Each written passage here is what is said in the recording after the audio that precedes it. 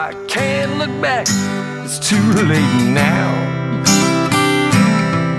My days are hours and I don't know how,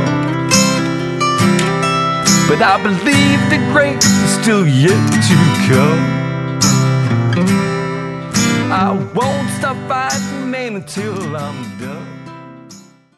Hello, folks. Welcome to the Christmas edition of The Breakfast Ball. I am your host, Bob Cardea, the dashing Richie Stolz here. He is our number one assistant and NCAA All-American. So, always delighted to have Richie here at The Breakfast Ball. Of course. So today is called Stop the Insanity. Before we get started, can I just say one thing? Yeah. Guys, this right here, I do not support this. I just want to throw that out there. I got my New York Giant nutcrackers out here, and listen, let me tell you what, if we win this week, that's 4 in a row, just saying, okay? Okay. See, now, Rich just brought that, okay. So, folks, Richie is a Cowboy fan, okay? Which basically, in my mind, is just bad parenting, really, to be honest with you. Some say I was dropped on my head as a child. And you know what? Maybe in this instance, it might be true. I don't support it either. So. No, right? Mary back there, no Cowboy, okay. Don't get me started. Either one of you. I mean, come on, the Niners. Hello. Yeah, well. Mary. Let's see, for my family's from outside of New York, though, like I have every right to be a Giant fan. I got a birthright. Your family's from Texas? No. I guess. I grew up with Rich, you ever been to John. Texas? Well, no, you've been. Okay, you've been to Dallas once. Okay, I flew over Dallas once, so I'm a Dallas fan. So all I say is, don't break your ankle falling off the bandwagon. I'm just saying. Come on. Okay.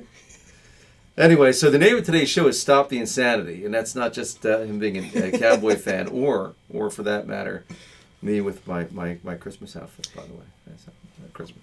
Insane, right?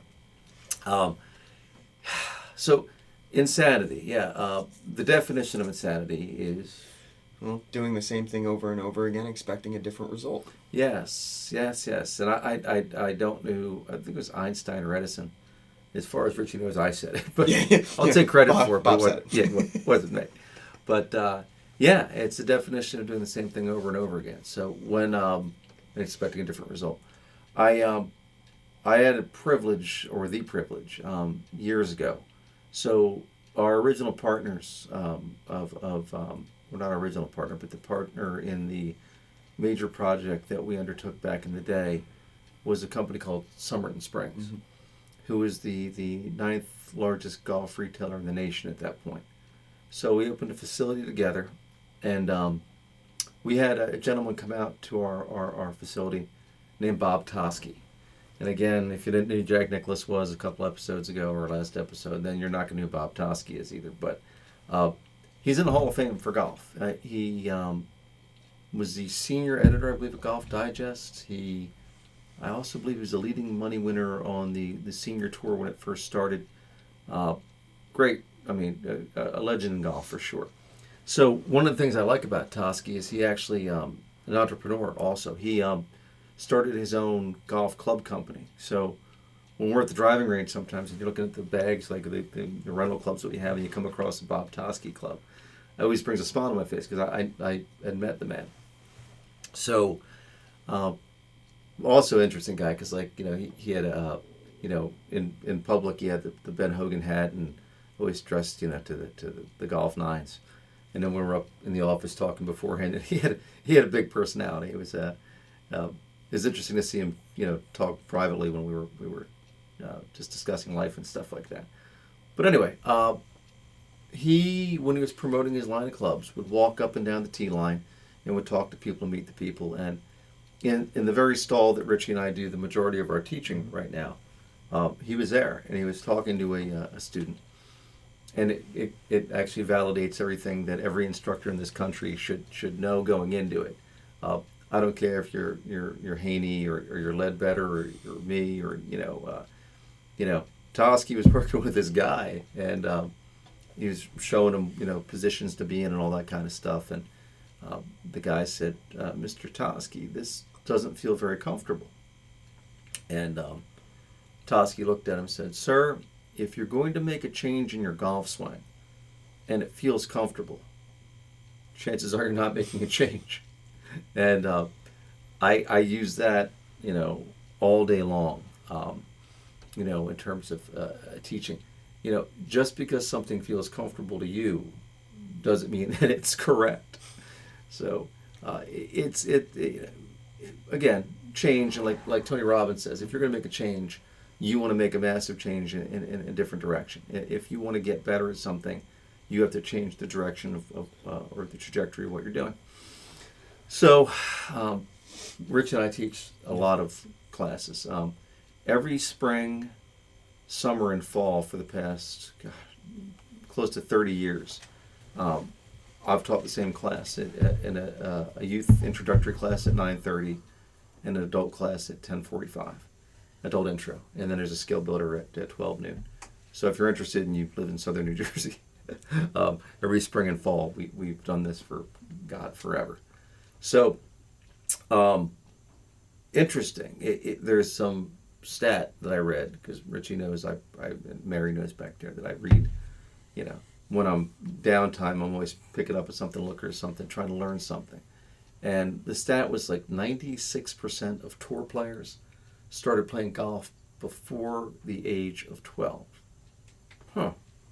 So I mentioned that to one of my students, and they're like, well, why do you think that is? And that forced me to think, which sometimes is painful. But I thought about it, and I came to my own conclusion on this, and let's see if this resonates with you. So every spring and fall, we have the kids' classes out there, right? And they're hitting the golf balls. And they're out there hitting them. And kids only want to know two things, okay? They want to know how far that golf ball is going, and they want to hit the guy in the golf cart driving around there. Like, if they hit that guy in the cart, right, that's a successful day for them, right? They don't care if they swing and they miss. They like the first episode with this dance like there's nobody watching. Something awful happens to us as we get older, and it's called self-awareness. And my imitation of the adult intro class, right? Step at the ball, they grip the club too tightly, and oh my God, if I swing and I miss, or if I ground a ball, or I'm, this is embarrassing. What am I doing? And if you go through your life doing things that way, life is going to be hard. Just accept the fact that sometime in life you're not going to be good at something. Yeah, I mean, if you want to get better, and I do that in my own life. I wish I'd done it earlier, but know that if you want to acquire a new skill, you're not going to start off great. Yeah. Although, Richie's a natural athlete. Yeah. Yes, Mary. Not a question, but a statement from the peanut gallery back here. Yes. I will say, anybody who hits the guy in the cart is having a great day, because that's just a really good feeling. I'm sorry. Yeah, that's my goal when I go to the range. The guy in the cart. At least once. I was the guy in the cart growing up, once. though. Let me tell you what. That everybody who says they want to drive that golf cart around, let me just tell you what. I did it. The novelty wears off. I don't know, about 30 minutes into your first day. Like, the first time that golf cart breaks down out there and you have to get out, and people are crazy. They don't care. Like, literally, I mean, they don't care. Look, they're it's like the Hunger Games. They're out to get you. It's like, yeah. So yes, driving the cart is not all it's cracked up to be. My apologies, but it is fun. No, I know. So anyway, let's go back to teaching, because that's what we do. Yeah. Teaching, life coaching, performance psychology, whatever you want to say to it. But instruction, back to the Toski point, believe in the process. If you're coming out to see us, clearly you're not where you want to be with your game. So what we do is we do small, chewable bites. I guess the thread throughout all the instruction that we do, and we were discussing Harvey Penick the other day, is path, club face, and alignment are staples of any instruction. I know with all the the track band and all the stuff that we do. Actually, who was it? I think it was Claude Harmon.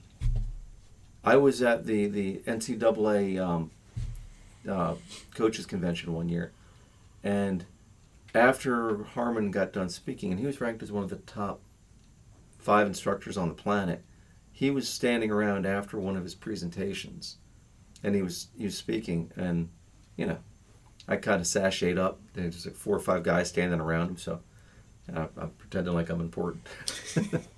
And I just started listening to what the man said, and he said something to the effect of technology was wonderful, but it's actually creating a generation of golfers that's too reliant upon technology.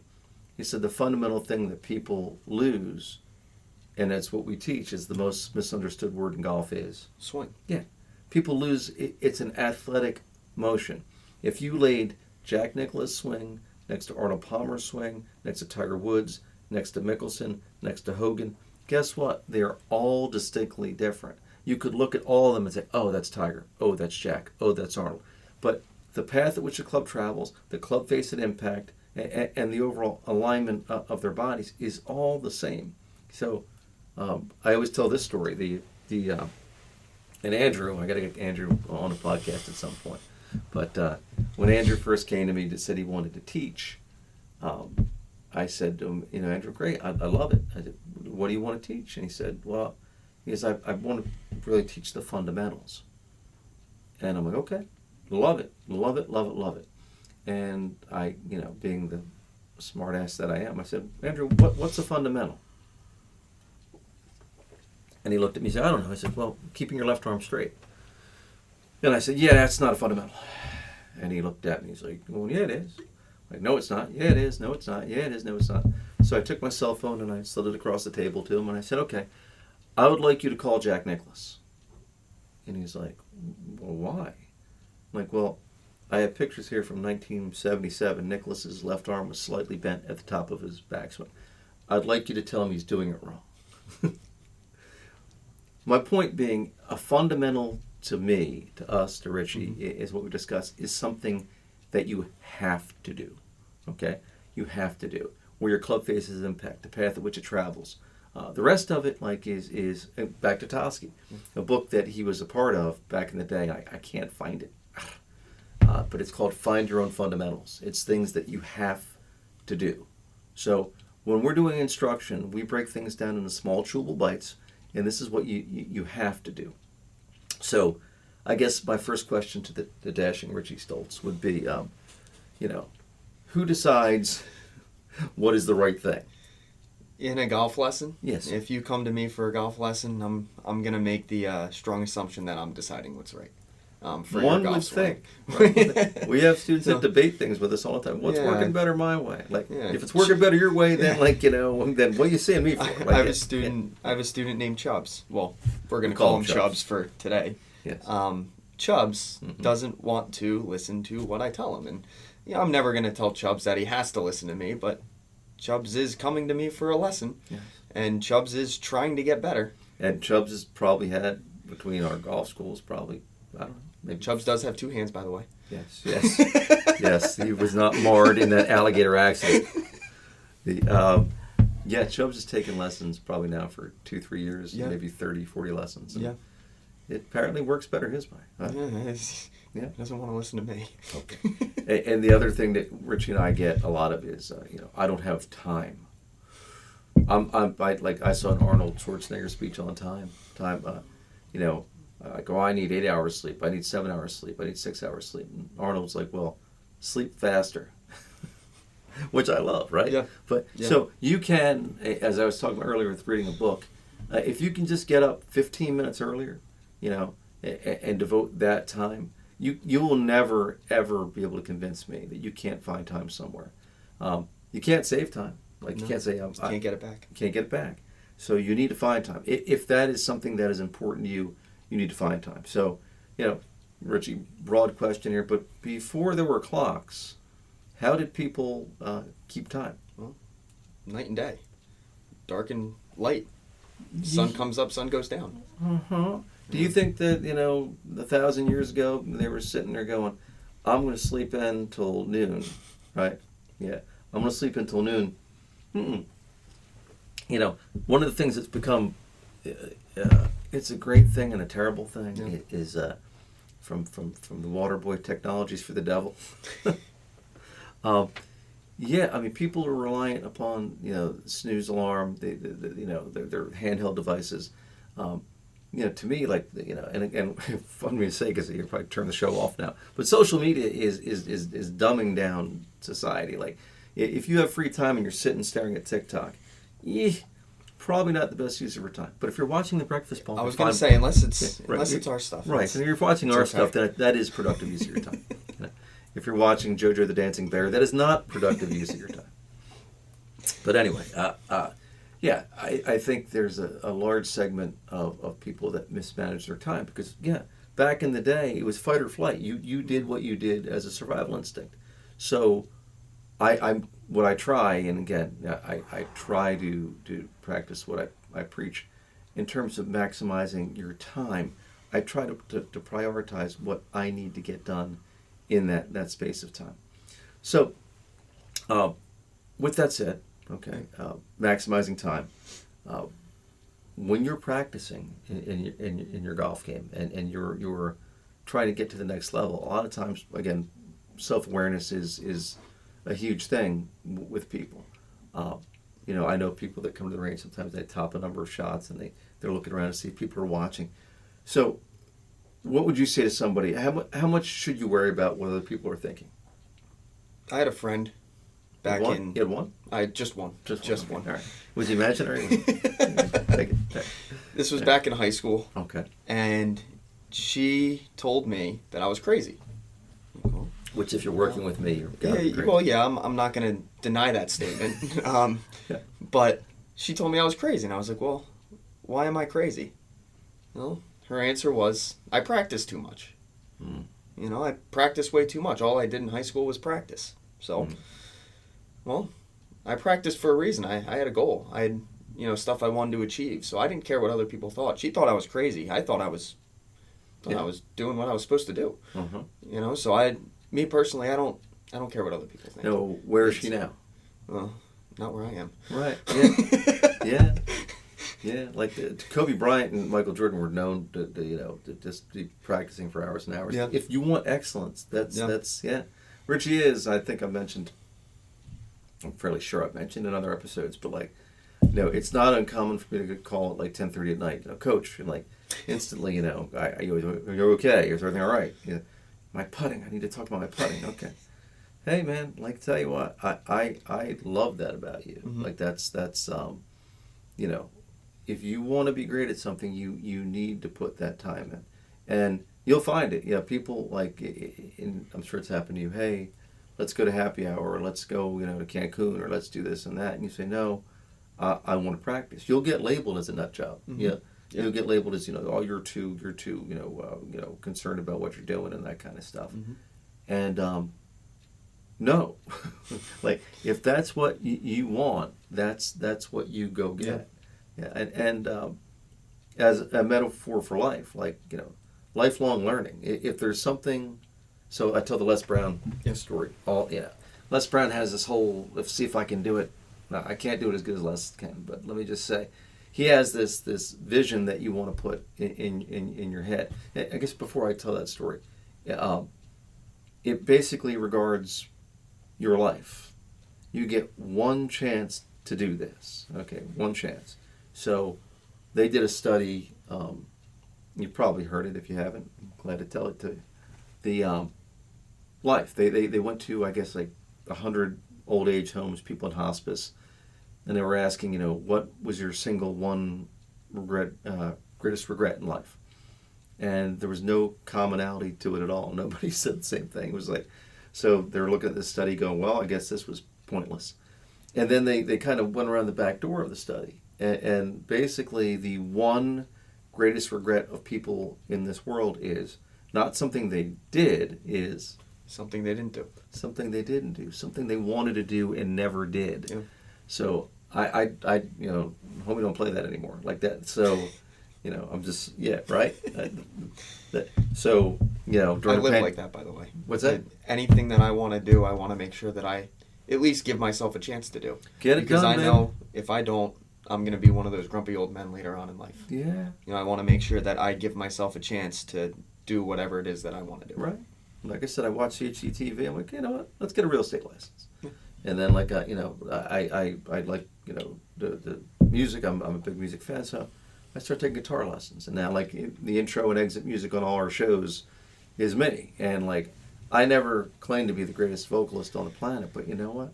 I'm writing songs, I'm doing songs, and, like, if people don't like it, that's okay. I'm loving it. I'm recording a couple new songs next month. I'm loving it. Oh, Sorry. I'm loving it. That's okay. That's all right. So I guess the overall premise of today's show is stop the insanity. If you're not happy where you are, like if you're not happy where you are, then identify where you want to be, what you want to do, and go for it. Don't be the guy, the Les Brown guy. Mm-hmm. Oh, the Les Brown story, the last story of the day. Yeah, I know, right? Coach Bob can talk all day.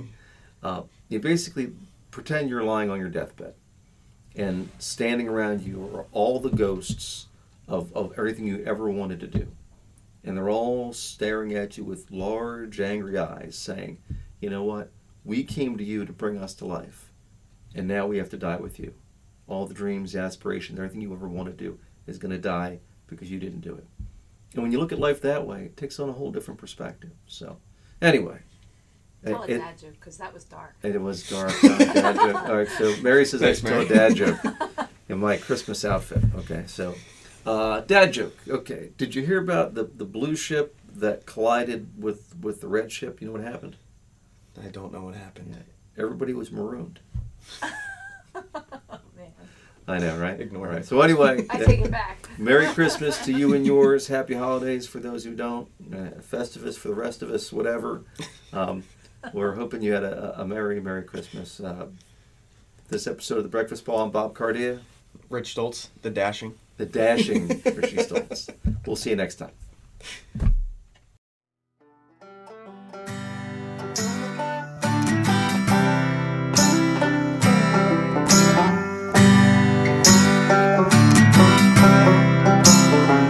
Glass of bourbon, ha ha. My bourbon, ha ha. My bourbon, ha ha. Alcohol is no great story ever started with, I'll have a salad.